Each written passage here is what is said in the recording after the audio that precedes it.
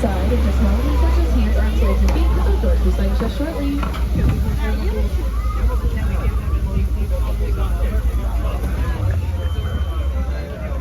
Way up here, my name is Mackenzie, and I'll be your safari guide throughout the Harambe Wildlife Reserve.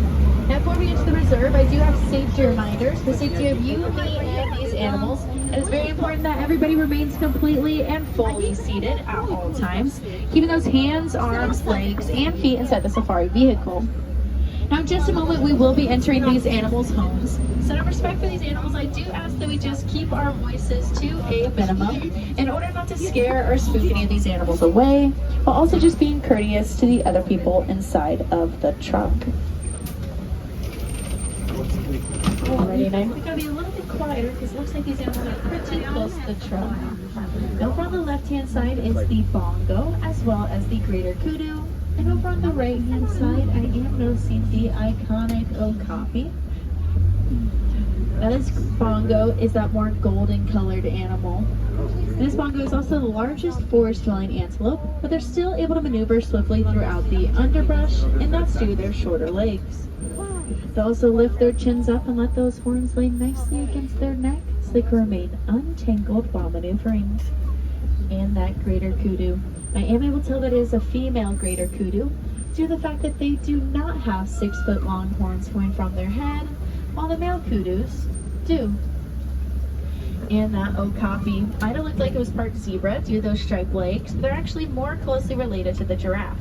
And that's due to their very similar skeletal structures. Those striped legs just allow them to remain hidden during the daytime. As you can see, when the sun shines through the leaves, it creates this black and white striped shadow pattern, and that's kind of the same way this okapi stays hidden. And over on the right-hand side, in that absolute mansion of a nest, is the saddle-billed stork. Now, if you can, try to see what color eyes they have. If you notice they had yellow eyes, that means you found the female. But if they had brown eyes, that means you found the male. And these saddle-billed storks, they don't actually vocalize. They communicate by rattling their bills. It's almost like more as the pink-backed pelican. Now, these pink-backed pelicans get their name because during mating season, it's actually their skin that'll turn a light pink color to attract potential mates. And it's almost like how whenever humans see our crush. Now, over on the left-hand side, there seems to be some Nile crocodiles. Now, these Nile crocodiles have a bone-crushing jaw pressure of about 3,000 pounds per square inch, making it one of the mightiest. On the right, a group of Hartman mountain zebras. Also up ahead, I am noticing some Ankole cattle, as well as some wildebeest. So let's see if we're able to get a little bit closer. Now, those Hartman mountain zebras, you may have noticed their stripes to their hind legs grow a little bit wider. And that's actually what helps us differentiate what type of zebra species that they are. Now, within the first 20 minutes, of highest success rates in the wild. And the whole reason why they're so successful is because they really understand and really value. Now, he is overachieving just a little bit by choosing the biggest stick he can find. Now, these elands are also one of the largest antelope species. Males weigh in about 2,000 pounds and the females about 1,000 pounds. But that doesn't stop them from being able to jump about 8 feet high at a standstill. So if he really wanted to, he could very easily jump inside this truck. Oh. Also known as the Watusi Ankole cow. Bring on our safari, and that's just due to their height. Now, if you can, look at that tongue.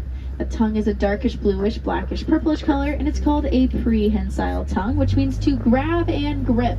So they're able to grab and grip all of those leaves from the top of the trees, while also being able to pull some roots from the ground. Now, I am going to keep rolling, though, because I do think we'll be able to get a much better view up ahead.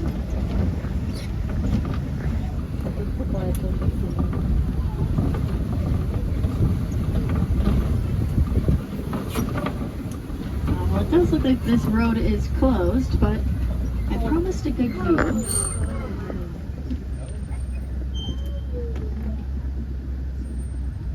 Now check out those ears. As you're noticing, those ears are fanning back and forth. And that's because there's...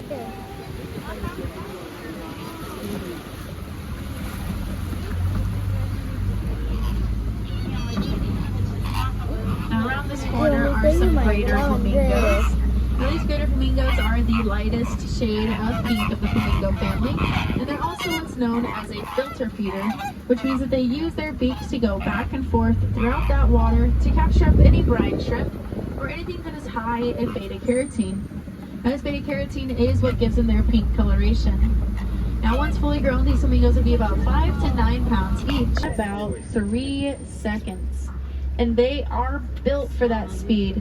Their claws are always out, ready to grip into the ground and kind of pull themselves forward. It's almost like how whenever we play sports, we wear cleats to help us out. Now, once fully grown, these cheetahs will be about 100 pounds. And that sleek lightweightness helps aid them in those high speeds. What also helps them out is their tails. Their tails are a little bit longer, a little bit thicker, but also a little bit heavier. So when they first, like the lion does, he's way up there. Let's see if we're able to get a better look at him.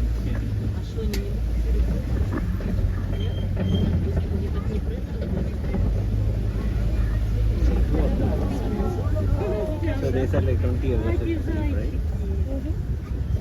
Sleeping.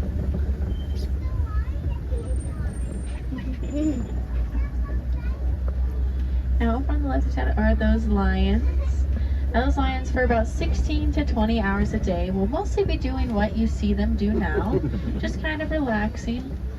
And that's because they are nocturnal, which means they go out at night to do all of their hunting.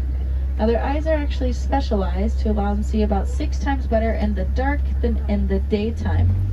Now, that female lion up there, she's the one that goes out and does all the hunting because she's a lot faster than the men are and a lot more agile, so overall a lot more efficient. Now, we will tell the male and the female apart because the male has that mane, that hair around their face, while the female does not.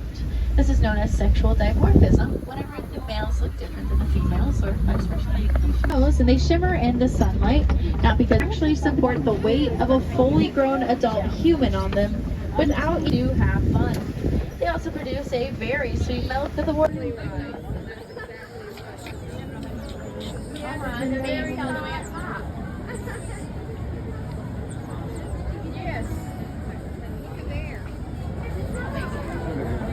That just looks nice from here. Two over there, one here, one here.